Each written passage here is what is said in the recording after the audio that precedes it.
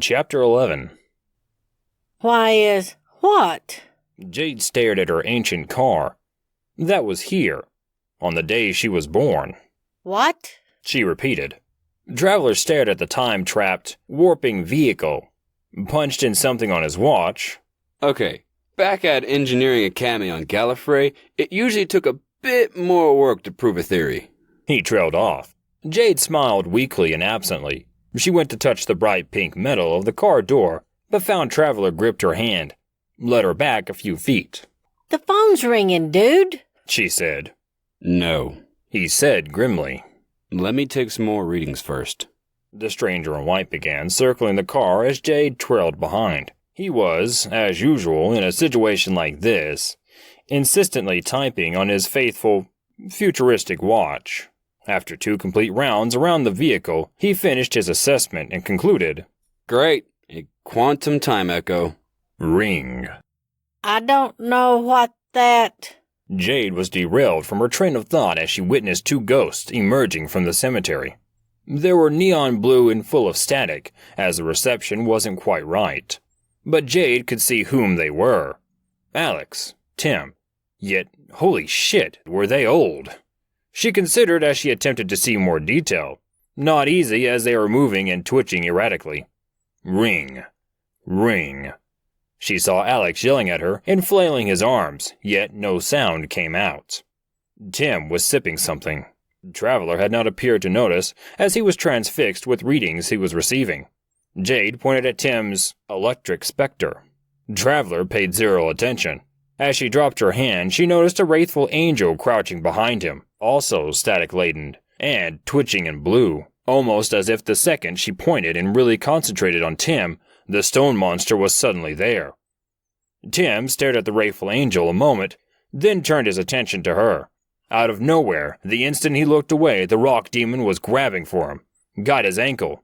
She could tell Tim was terrified as he spun to see it. Then, as usual, the moment it was there in view, it was frozen instantly. Tim fell backward, still in the weeping angel's grip. Tim looked at Jade as if hoping for assistance. Jade screamed. Dude! She started shaking Traveler's arm violently to get his attention. She looked back to see the cement monster was on top of Tim now. This was bad. Bad news. The car wouldn't shut up. Ring. Ring. Ring. Traveler looked up as the wraithful angel completely devoured Tim, and the neon azure future ghost of Jade's old romantic interest simply disappeared. She was terrified and glanced over to Alex. Simply by looking at him, it seemed, drew more of the stone creatures. Almost a dozen instantly appeared behind Alex, as if Jade's concern had basically copied and pasted more of the wraithful angels into reality. Her hair stood on end as Alex began to run toward her, and the stranger in white, arms waving. The rock demons followed behind him the second he wasn't paying attention. Traveler shook his head. I'm sorry. And typed something on his watch. Alex was almost to them as Traveler's watch pumped out a light bomb, which was the only thing Jade could think of the last time she had seen it. The first time she'd met Traveler. The last time she was here, 17 years in the future, a week or so ago. The 12 or so wraithful angels were right behind Alex, as he and the angels faded into nothingness in a spectacular purple haze. Oh, God. Jade grimaced as she began to tear up. What's going to happen to him? Traveler grimaced, dropping his hands to his side. He turned back to look at her. You know what's going to happen to him. Jade couldn't help but feel immense guilt. It was as if the more she was scared of the creatures, and the more she was worried for her friends, the more of them seemed to appear, and now her boyfriends were dead.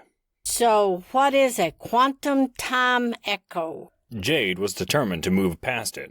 This place is haunted. Traveler stated flatly. When you escaped the wrathful angels, when Purge and I rescued you, it made a fissure, a tear in the fabric of reality. And now... He stared ahead, into something Jade couldn't see. Time is bleeding all over the place. This is freaking 1980. How the hell are they haunting my graveyard from, 17, 18 years in the future?